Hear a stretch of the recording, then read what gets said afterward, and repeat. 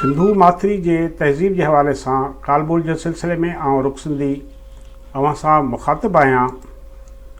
अॼु पाण सिंधु सभ्यता के वारसनि की बोली ऐं स्क्रिप्ट बाबत वधीक ॻाल्हि ॿोल कंदासीं। अॼु पाण सिंधु सभ्यता के ॿोलीअ खे सामी सिफ़त की बोली करार ॾियण वारे मफ़रूज़ बाबत ॻाल्हि ॿोल कंदासीं ऐं इहो साबित करण की कोशिश कंदासीं त सिंधु माथिरी के वारसनि की बोली न त संस्कृत में निकतल हुई, न वरी द्राविड़ी बोली हुई, न वरी सामी सिफ़त की बोली हुई, पर उहा सिंधु माथिरी के वारसनि की बोली ही जेकी अॼु भी हिन खिते में रहंदड़ आहिनि। सिंधु सभ्यता की बोली हिन ही खिते में मौजूद है जिते सिंधु सभ्यता पंहिंजो वजूद रखे थी। पाकिस्तान में मौलाना अबू जलाल नदवी सिंधु सभ्यता के बोली ऐं लिखत ते तहक़ीक़ करण की दावा कई। हिन पंहिंजे हिकु मज़मून क़दीम सिंधी नोश्ते में इहो नतीजो कढियो आहे त सिंधु माथिरी की सभ्यता यानी मोहनजोदड़ो मां मिलियल बोली ऐं लिखत दरअसल उबरानी ऐं अरबी जो बुनियाद है। हिन इहा दावा कई हुई त हू मोहनजोदड़ो जूं के मोहरूं पढ़ण में कामयाब थी वियो है। मौलाना नदवी सिंधी तहज़ीब, तमदन ऐं रस्म ख़ुद के अरबी ज़बान के तनाज़ुर में पढ़ण, परखण ऐं जाचण की कोशिश कई। हिन पंहिंजे हिकु मज़मून फ़न किताबत में लिखत जो क़दीम दौर का जायज़ो वरतो। हिन इहो नतीजो कढियो है त सिंधी रस्म ख़ुद हाणे ताईं जी मालूमात की हद ताईं दुनिया की क़दीम रस्म ख़त है। हीअ रस्म ख़त पहिरियों शिकली हूंदो हो, तस्वीरुनि के ज़रिए ख़्यालन के कलबद्ध कियो वेंदो हो। मौलाना अबू जलाल नदवी जो तहक़ीक़ जो बुनियादी मरकज़ अरबी ऐं उबरानी इल्म ऐं अदब से वाबस्ता है। हू लिखे तो 2650 क़िबल मसीह का 2150 क़िबल मसीह ताईं सिंध और इराक के विच में आमदरफ़त रही है। यो ज़मानो इराक के अंदर सुमेरी और सामी तहज़ीबुन के उरूज जो ज़मानो हो। इन ॾींहनि में इराक में बस ज़बानों एक एस्मी निहा यानी मर्दाना ज़बान तूरानी ज़बान जड़ी हुई जेकी समेरी ॻाल्हाईंदा हुआ। बी ज़बान एमीसल यानी ज़नानी ज़बान हुई जेका सुमेरी औरतों और सामी मानू ॻाल्हाईंदा हुआ। यह ज़बान अरबी उबरानी ऐं हबशी के हमनस्ल पर तूरानी आमेज़ हुई। मौलाना अबू जलाल नदवी इहो नतीजो ख़स किया है तो सिंधु सभ्यता के वारसन जो इन्हनि बिन्ही बुनियादनि सां वास्तो हो, इन्हनि बिन्ही ज़बाननि सां वास्तो हो। हू इन्हनि बिन्ही के न सही पर एक ज़बान के ज़रूर जानदा हुआ। इन इम्कान के रद्द करे नथो सघिजे त सिंध में उन मां का एक ज़बान ॻाल्हाइजंदी ऐं लिखी वेंदी हुई। अबू जलाल नदवी पंहिंजे तहक़ीक़ ज़रिए इहो साबित करण की कोशिश कई है त सिंधु माथिरी के माण्हुनि की ज़बान ऐं लिखत असल में मकामी न हुई पर यह 4 या 5 हज़ार साल पुरानी अरबी ज़बान है। हिन मज़हब इस्लाम ऐं मौजूदा पाकिस्तान से मुहब्बत के बुनियाद ते सिंधु सभ्यता की बोली ऐं लिखत के बिना के सबूत के अरबी ऐं उर्दू से ॻंढण की कोशिश कई है। जी पाण एक मज़मून में यो नतीजो कढियो है तो सिंधु माथिरी की ज़बान की तहरीर न संस्कृत है न वरी द्राविड़ी पर असल में वह अरबी ज़बान है। हुन हड़ापा ऐं मोहनजोदड़ो के लिखतन के सिलसिले के उर्दू अबजदन से मिलाइण की कोशिश कई है। अबू जलाल नदवी असल में मज़हब के असर हेठ सिंधु सभ्यता के बोली लपी के ज़बरदस्ती सामी तहज़ीब से ऐं अरब दुनिया से ॻंढण की कोशिश कई है जंहिंजा के बि अकुली ऐं साइंसी बुनियाद मौजूद न आहिनि। जेकॾहिं सिंधु लिखत ऐं बोली जो वास्तो सामी तहज़ीब से हो ऐं हिन भरे भागे तरक्की याफ़्ता सिंधु माथिरी जा माण्हू उन वक्त सामी तमदन से वास्तो रखंदड़ माण्हुनि जी बोली ॻाल्हाईंदा हुआ त पोइ सुमेरी तहज़ीब मां मिलियल लिखतुनि ऐं मोहनजोदड़ो मां मिलियल लिखतुनि में एक जहिड़ाई मौजूद छो न आहे। सुमेरी तहज़ीब के लिखत ऐं सिंधु लिखत साॻी हुई त सुमेरी लिखत पढ़जी सघी है पर सिंधू लिखत उन सां हिक जहिड़ा रखण जे बावजूदु छो अञा ताईं पढ़िजी न सघी आहे। असल में मौलाना नदवी जो तहक़ीक़ जो बुनियादु इल्मी अकुली ऐं साइंसी बुनियादनि ते रखियलु न आहे, पर हिन मज़हब जे असर हेठि बिना कंहिं सबूत जे मोहन जे दर जी ज़बान खे अरबी ज़बान साबित करण जी कोशिशि कई आहे। हिकु हंध ते मज़हब सां मुहबत जे बुनियाद ते समूरी जदीद तहक़ीक़ ऐं नतीजनि खे पासे ते फिटो कंदे इहो दावा बि कई आहे त वादी सिंध जा माण्हू दीन हनीफ़ जे मञण वारा हुआ ऐं मिलत इब्राहिम सां तालुक़ रखंदा हुआ। उन करे मौलाना नदवीअ जे सिंधू लिखत ऐं ॿोलीअ ते तहक़ीक़ जी का बि इल्मी अकुली ऐं साइंसी बुनियाद मौजूदु न आहे। डॉक्टर इने बलोच, डॉक्टर नबी बख्श बलोच ऐं अबू जलाल नदवी इन ॻाल्हि ते ज़ोर ॾिनो त सिंधी ज़बान संस्कृत ज़बान न आहे। अबू जलाल नदवी जे चवण मूजिबि सिंधी संस्कृत ऐं तामिल सां को बि तालुक़ नथी रखे।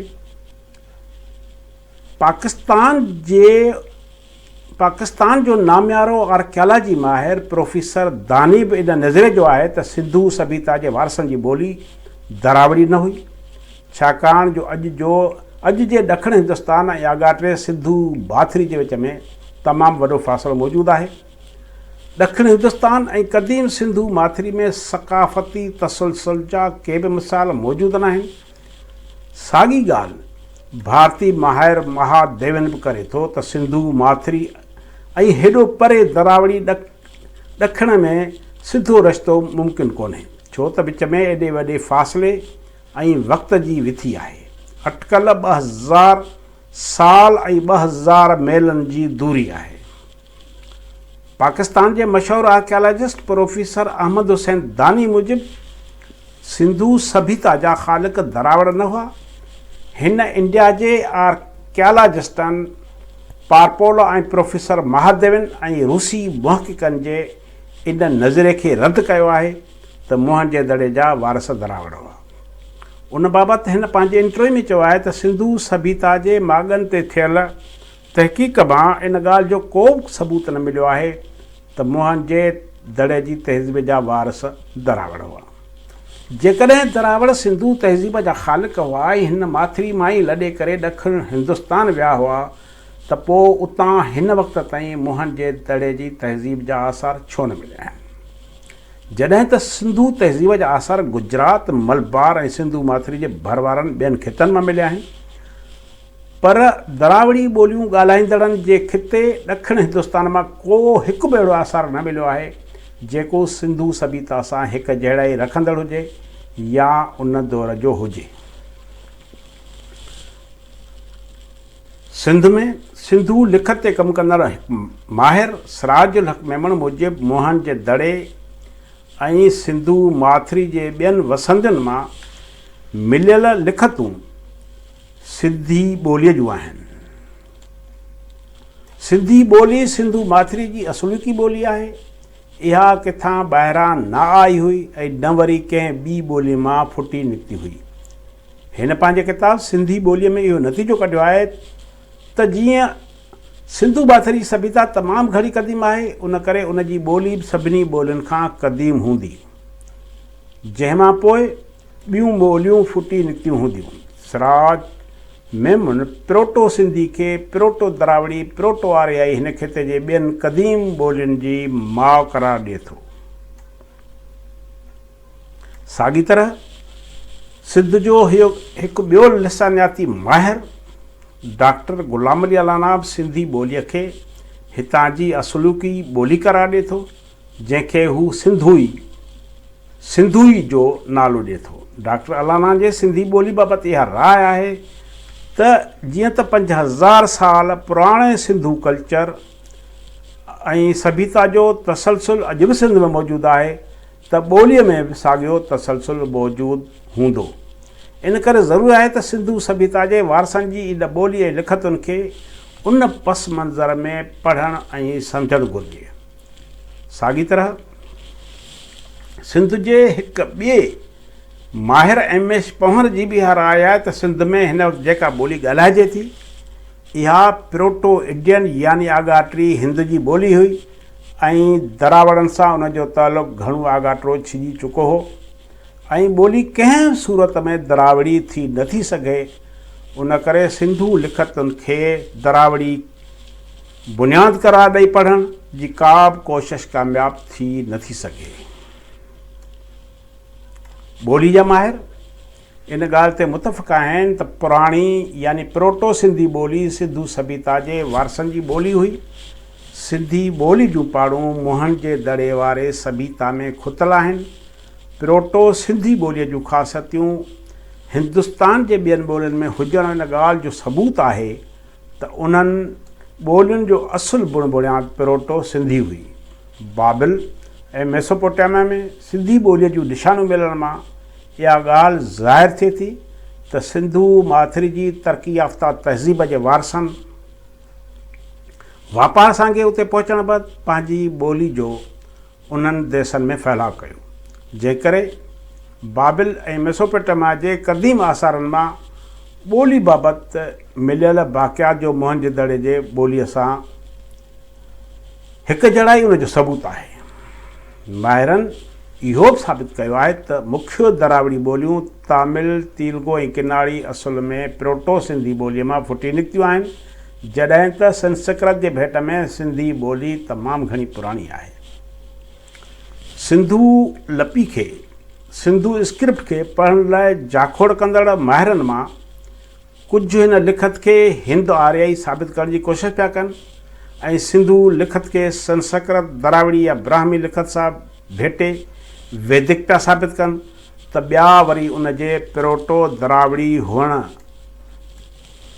जो यकीन करे उन खे तामिल ऐं तेलुगु ॿोलियुनि खे अॻियां रखी पढ़ण ऐं सम्झण तरफ़ पंहिंजूं तवानायूं इस्तेमालु करे आहिनि।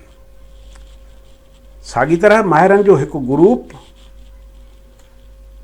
वरी सिंधू लिखत खे सामी सुफ़त जी ॿोली साबित करण जी कोशिशि पियो करे। सिंधू माथिरी जी स्क्रिप्ट खे पढ़ण जी कोशिशि कंदड़ लिसानियाती माहिरनि पंहिंजे अॻियां हिन माथिरी खां हज़ारे मेल परे मौजूदु ज़बानुनि खे अॻियां रखी सिंधू लिखत खे पढ़ण ऐं सम्झण जी कोशिशि कई आहे। पर असुल में सिंधू लिखत जूं पाणूं इन ई माथिरीअ जे ज़बानुनि में ॻोल्हणु घुरिजनि जिते इहा अज़ीम तहज़ीब उसरी ऐं निसरी हुई।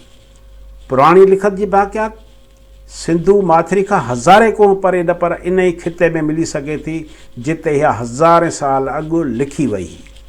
उन करे ज़रूरत इन ॻाल्हि जी आहे त माहिरनि खे हिन खिते खे जिते सिंधू तहज़ीब मौजूदु आहे, जिते सिंधू तहज़ीब उसरी, जिते सिंधू तहज़ीब वधी वेझी, उन खे बुनियादु बनाइणु घुरिजे। पुराणी लिखत जी वाक़ियात सिंधू माथिरी खां हज़ारे कोह परे न पर इन ई खिते में मिली सघे थी जिते इहा हज़ारे साल अॻु लिखी वई हुई। इन करे ज़रूरत उन ॻाल्हि जी आहे त सिंधू लिखत खे पढ़ण जी कोशिशि वक़्तु मौजूदा सिंधी ॿोली समेत हिन माथिरी में हिन वक़्तु मौजूदु ॿियनि ॿोलियुनि पंजाबी, कश्मीरी, सराइकी खे अॻियां रखी इहा गुज़ारत भञण जी कोशिशि करणु घुरिजे। महिरबानी।